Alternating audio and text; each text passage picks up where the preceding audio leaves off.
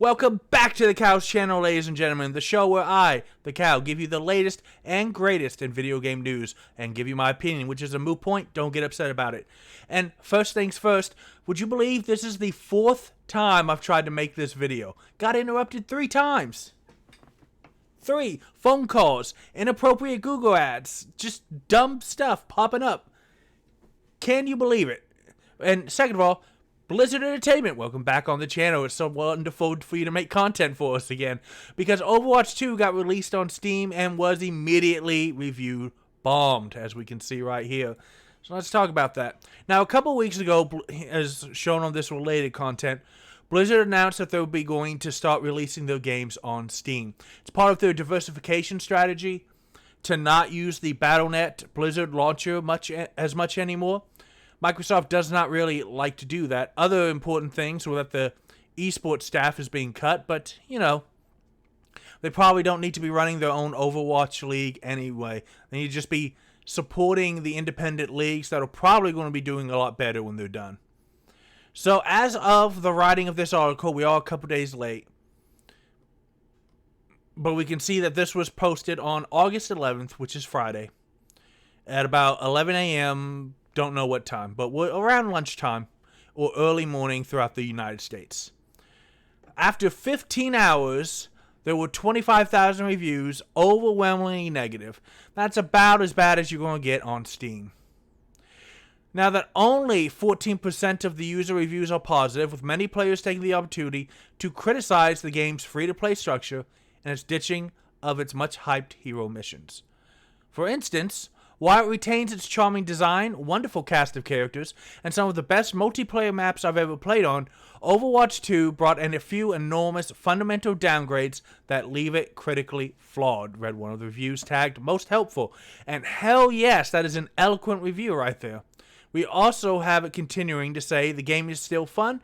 I still feel the experience I love so much in there. It's just damaged by such intrusive greed, I can't recommend it anymore.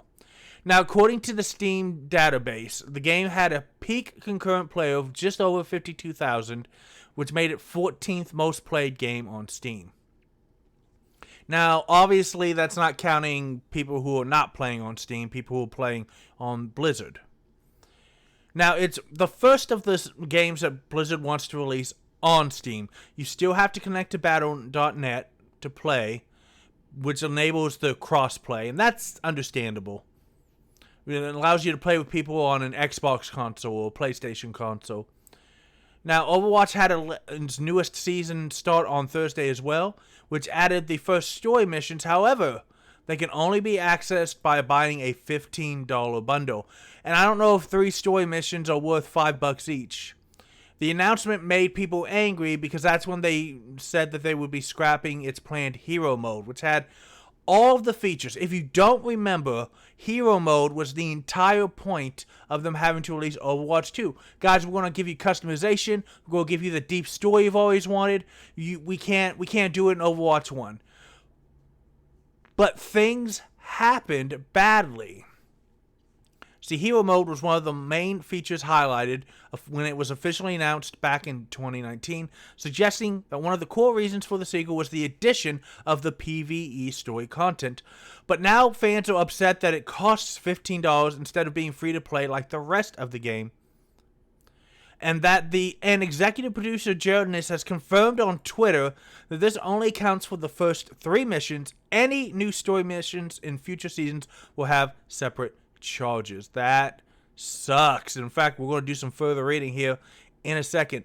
Now, if you guys remember when we went from Overwatch 1 to 2, some of the biggest, most terrible downgrades were things like 5-on-5 instead of 6-on-6. I know that doesn't sound like a lot, but let me tell you something. In competitive class role games, the number of people you're allowed to have on each team can fundamentally alter the strategies. This is back in June. We also had when they announced that will cost the $15, and the news followed the decision to scrap the game's much hyped story missions. This is part of the reason why some people are optimistic that Microsoft is buying these guys, because the executives of Activision Blizzard just got greedy. Instead of providing the quality that Blizzard used to give and letting it build naturally, They've decided we just want people to pay up front as much as we think they can squeeze out of them, which is really stupid. Now, for $15, you get the 3 story missions, 1,000 Overwatch coins, a new Sojourn legendary skin, and permanent access to Sojourn as a playable hero upon completion of the story missions. Now, again, they scrapped its PvE hero mode, which we'll go look at again in a second just to remind you guys, because this is going to be a short video. But hero mode was supposed to allow players to take part in replayable player versus environment battles where they defended cities against robots invasions. The whole point of this Overwatch 2 was we're going to finally put in story, the Omnics are coming again, you've got to stop them. And it was to let the players level up their heroes and earn new customization and attack modification options. Now again, announced back in 2019 as one of the main features and the reasoning why they had to release Overwatch 2. But now, it's just $15. And again, this executive producer confirmed it's only for the 3 missions. If they ever release more of them, you're going to pay another $15. It's squeezing blood from a stone. It's really sad to see. Announcing you are canceling most of something right before you try to sell it isn't a good marketing strategy. The least they could have done would have been have it be part of the Battle Pass, not make you pay more. And Blizzard explained its decision to cut hero modes was made to keep resources devoted to the game. Development on the experience really hasn't made the progress that we would have hoped. The team has created a bunch of amazing content, so there's awesome missions that are truly exciting. There's brand new enemies that are super fun to fight, and some truly great and ridiculous hero talents. But unfortunately, the effort required to pull all of that together into a Blizzard quality experience that we can ship to you is huge. And there really is no end in sight or defined kind of end date when we can put that out into the world. And so we're left with another difficult choice. Do we continue to pour all that effort into PvE, hoping that we can land it at some point in the future? Yes. Or do we stick with this set of values we've aligned on and focus on the live game and focus on... They're not serving them. Here's what happened. Executives have 2 major things. They're trying to squeeze as much money out of the company as they can. They're about to lose the company, so Microsoft is going to probably be making changes. Hopefully for the better, but we'll see. And a lot of people have left Blizzard that are the mid-level and top-level guys. That's your managers that have day-to-day FaceTime with all of your workers, and that's your executives who help guide projects. But now they're at like Frost Giant Studios. They're at Second Dinner. There's at least a dozen more independent studios with massive amounts of... I love that hashtag. Massive amounts of Activision and Blizzard talent, mostly Blizzard talent. They're just tired of that passion being taken away for lawyers and bean counters to try to squeeze profits out of. And they're gone. And so now they don't have the manpower made to do a good game. And they're trying to do this at the same time they're trying to make more money. I'm going to let at Minty Fit sum up this news report for you guys. The whole reason for Overwatch 2 was PvE. My little southern twang came out there for a second, my friends. Then, after months, they scrapped it all. Now, they're trying to sell it to you for $15 as seasonal content. Not safe for work is staying uninstalled. Good Lord. F Activision. And that's the problem that we have right now, ladies and gentlemen. We have a beautiful studio that is known for its quality content.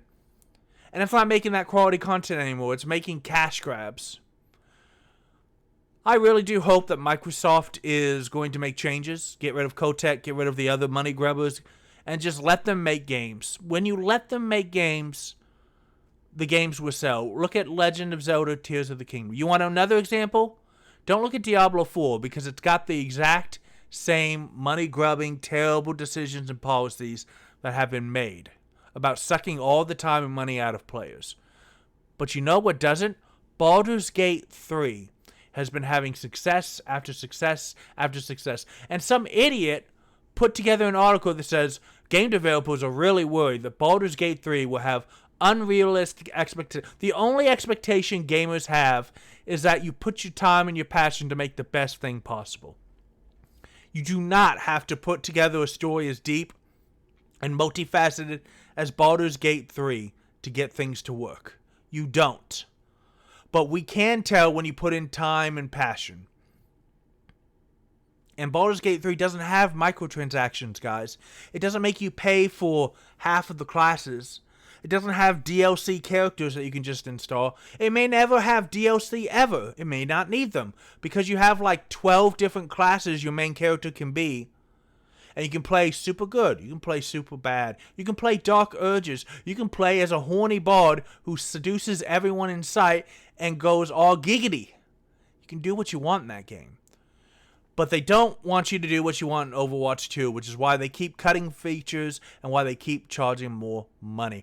But do you guys think I'm being too hard on Blizzard? Because we are kind of hard on Blizzard on this channel.